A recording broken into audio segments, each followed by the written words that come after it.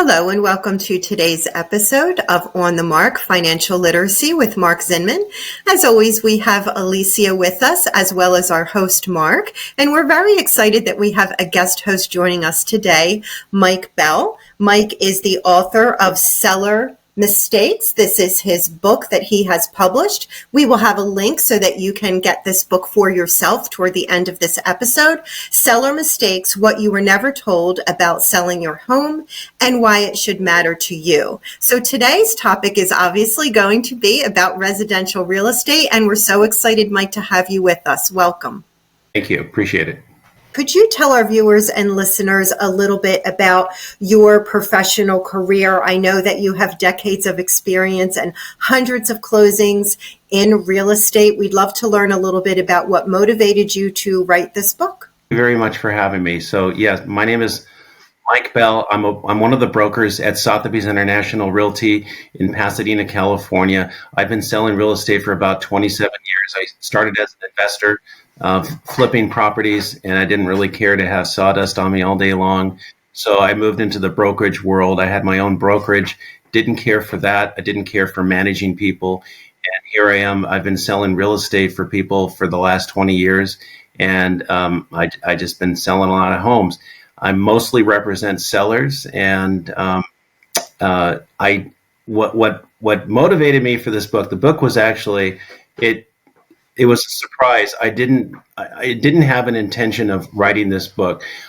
I didn't like what was going on in our industry. I didn't like what the industry was telling us to do to get more business. And it was basically try to get more business off the backs of your client and do things that benefit the agent that don't really benefit the seller. And it just seemed to me that so many of the things that they were telling us to do didn't really work very well. But it worked very well for me as the agent to generate leads. So I did a whole bunch of research from the National Association of Realtors. They put out a questionnaire to people that just bought and sold homes. And I love statistics. It's all in the details, as everybody knows that's into numbers. And I was astonished as to how crazy some of the things that they were telling us to do. And they were big mistakes. And so I started writing a white paper, and it turned into basically a book. And I was hoping to sell 200 copies, and it sold 40,000. So here I am on your podcast. You have a plethora of great content. We're going to cherry pick a couple topics that we would like to cover today. And I know Mark has a couple questions that he's looking forward to posing to you. Awesome. Good morning, Mike. So very interesting book. A lot of great concepts. A lot of our audience are people that are maybe first-time home buyers or maybe haven't done a home sale in a long time because, obviously people stay in houses for a long time.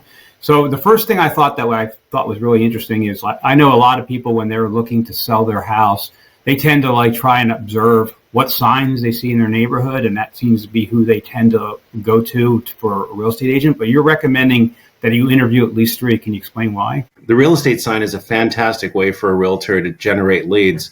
And I talk about this in the book, but you have a less than 1% chance of selling your house because of a real estate sign. And also, you have a pretty good chance of snagging leads. This is what we call it in our industry, snagging leads, is because people that are thinking about selling will they may call you because they kind of look to you as the neighborhood expert. But one of the things that people don't tell you, realtors don't tell you, is the real estate sign is actually kind of dangerous. It actually, in a way, invites people into your backyard, walking into your backyard, taking a look at what's going on. People act like they act a little stupid, and they just walk right up to your house and they look inside your window. I can't tell you how many times this has happened in our industry. It doesn't really happen to me because most of my clients, when I explain to them, there's not that many benefits of having a real estate sign. Most of them don't want a real estate sign in front of their house. And there are some neighborhoods that I know in this area they don't actually allow signs in homeowners associations. So I often get asked by clients I'm going to be selling my house, and I'll always offer a client, I can give you 2 or 3 recommendations. And a lot of times I get that, well, I'm going to talk to the person who sold the most houses. So 2 questions for you off the first one. Number one is, how do you select the 3 that you're going to talk to? And how do you counteract the argument of the person who has the most signs in the neighborhood should be the one that you would lean towards, which seems to be what maybe the uninformed person who's selling their house would be doing? Well, I'll give you some stats, and it's going to kind of give everybody a little bit of a hack to help them with that answer. First of all, according to the National Association of Realtors, and also with my experience and with most of my friends that are in the industry, 75% of all home sellers interview only one agent. Oftentimes, they hire a friend or a family member. I have a whole chapter about hiring your friend or a family member. I don't think you should do business with friends and family. It's a great way to destroy the business. And we could talk for 20 minutes about all of that. But 75% of all home sellers interview only one agent. What's crazy is that 75% of all home sellers don't use the same agent again. And there's a lot of reasons for that. Now, 10% of all home sellers interviewed only 10% of all home sellers interview 3 agents or more. So one of the things I talk about is you really should interview 3 agents. Who should you interview? Well, it's not necessarily the people that have the real estate signs out there because, well, look, they have all those signs out there to generate leads. There's a few ways of doing it. First of all, you should hire somebody or interview somebody that's doing a lot of business in your area. We have the 90-10 rule, and I think that this is really nationwide. 90% of the agents do 10% of the business, and 10% of the agents do 90% of the business. Latch on to the folks that are doing a lot of business. I mean, it's kind of the same thing if you're going to get knee surgery. You want to use somebody that's doing this over and over. You want a knee surgeon. You don't want somebody who does knees and shoulders, just does knees, hyper local. And it's not that hard to find folks. You can go online, you can go into ChatGPT, you can go on to Zillow, but I think it might take you 10 minutes to figure this out. One of the little hacks that you can do also is if there's a local large real estate office in your town, pick up the phone, call, talk to the person that answers and ask that person who gets all the awards at the end of the year. Who's the individual agent and who is the team that gets most of the awards? Because if you call a real estate office right now, anywhere in the nation, the person on the phone is geared towards giving it to somebody who's doing what's called desk time. Desk time is for realtors that are a little lazy, that just want the phone calls to come in. You are probably going to get an inexperienced agent. If you're okay with that, that's great. They're sweet. They're nice. They need to practice on somebody. And I feel bad saying stuff like this, but really, this is such a big transaction for you. Why would you hire somebody who's a rookie? I'm sorry. Look, for the haters out there that hate realtors like me, that talk about only hiring experienced people, there's plenty of business out there. There's plenty of rookies that get plenty of business. There's plenty of people that make mistakes and hire realtors. It's not like I'm really going to, ruin your career. But you really should hire somebody who's doing this over and over again locally. And then there's also a chapter in the book about hiring somebody who's on a team. It depends. Some teams, I think they could be good. I have a little bit of a team. It's just myself and assistant. But most teams out there are anywhere between 10 and they could be 50 people. And you're going to be passed around to different people during the transaction. You're going to have the lead agent come to the house, razzle dazzle you. It's going to be great. You're going to feel great about it. They're going to say all the right things because they're professional people that understand scripts, and we all learn scripts in every industry. And you may fall in love with that person, but you're probably never going to see them again because they're going to pass you on to different people over and over again. If you're okay with that, that's great. If you want to be in a conveyor belt type process, that's fine. Or find somebody who, like me, that's a solo agent with maybe 2 assistants. I've found that in our business, it's very personal, and there's a lot of hand-holding. And it's almost like we're psychologists. I mean, one of the things we talk about in our industry is, are we going to be replaced? I don't think so in the short term. Maybe in long term, if AI gets really into psychoanalysis and understands people's feelings. But people are you really learn what a person is when they get really stressed out. And unfortunately, there's so many of those situations when you're selling a house, and you really kind of learn how to work with people and help them. I'm not sure how a robot's going to take care of all of that. I didn't mean to go segue into all of that, but you're going to have a much better experience when you hire somebody that's very local, that does a ton of business. And you know what? I know you may be thinking, oh, well, wait a minute, they're going to be too busy for me. Guess what? Busy, really successful people make it happen. They do. They just make it happen. Agree with that. And in your book, can you elaborate on this statement? Technology cannot replace human interaction when selling a home.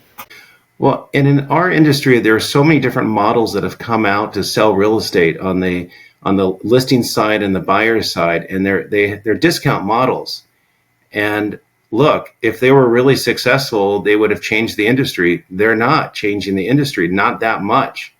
I mean, I'm not going to name these discount models out there, but they have a really hard time retaining customers. That's the problem they have, is they do a deal with somebody and those people don't come back. It's an absolute fact. You can read their financial statements or whatever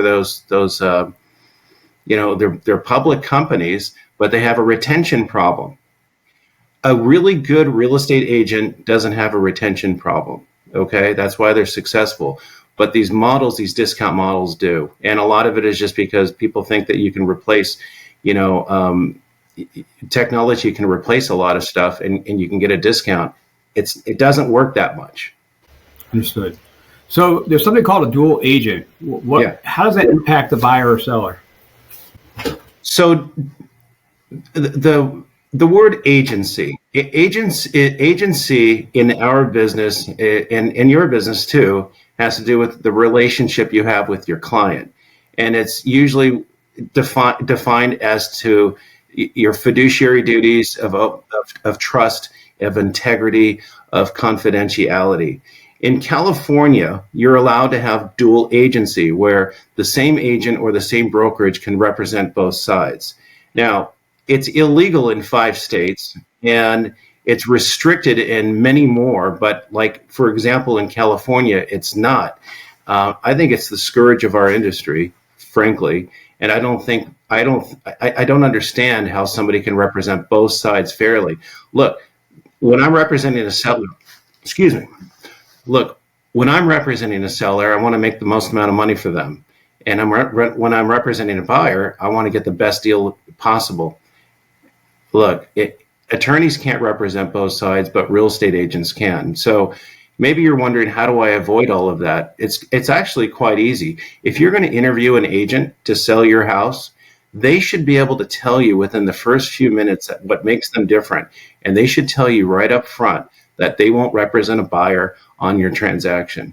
You will actually get more offers, probably make more money if you hire an agent that's going to adhere to that. Most agents won't say that. Most agents need money. Most agents don't make that much money. Most agents are going to want to make a lot of extra money and do what's called a double end deal, which, like I said before, that's where you're representing both sides. It really kills the market for your home when you're selling a house, because if that agent has a buyer, that agent is obligated and required to tell other buyers that they have a buyer. Hope that makes sense. Guess what? If you're a buyer and you're thinking about buying your house, a house, it takes hours. It's emotional. It could take 3 or 4 hours to go through an offer, type it all out. In California, when we write offers, there are so many supplements that are required to put in there. It's almost 45 pages. And you're going through all of this stuff. And then if you know that the listing agent, the seller's agent, already has a buyer, guess what? It just kind of takes out all of the excitement out of the deal, because you kind of figure, there's a pretty decent chance that agent's buyer is going to have a little bit of they're going to be, propped up a little bit more. I think that absolutely great advice about anything. I mean, I think that anyone who's seeking advice from a professional should have that professional only be thinking about their interest. And I know, I do M&A work, I do contract work with clients. I always tell them who I'm representing and that they should get outside counsel to recommend, because in some cases it's my fiduciary responsibility not to disclose something to a buyer or a seller if I'm representing the other party. And we're talking about fiduciary responsibility, and it comes up in financial literacy quite often. It comes up when we talk about estates and trusts, that person who is your trustee has a fiduciary responsibility. If you're an executor, you have fiduciary responsibility. And you mentioned that real estate agents have fiduciary responsibility. Interested in getting Mike's book, Seller Mistakes? Please visit his website at michaelbbell.com, where you will find a link to his book on the homepage. Or you can find it on Amazon and at Barnes & Noble by searching for Seller Mistakes by Mike Bell. We're going to pause here and look forward to picking up where we left off next week. See you then.